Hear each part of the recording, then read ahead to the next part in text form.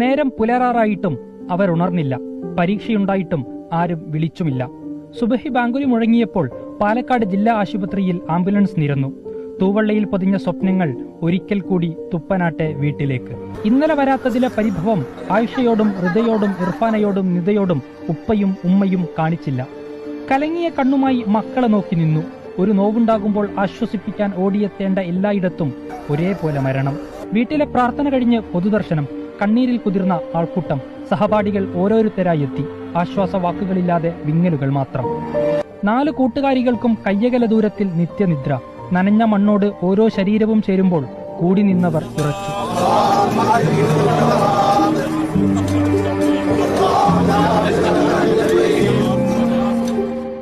നോവെങ്കിലും മാഞ്ഞു പോകാതെ 4 പേർ. മീസാങ്കല്ലിൽ ഒരേ തീയതി കുറിച്ച സ്നേഹക്കൂട്ടം. അതിനു സമീപം മൈലാഞ്ചി ചെടികൾ തളിരിടും. ഒരോർമ്മ കുറിപ്പായി.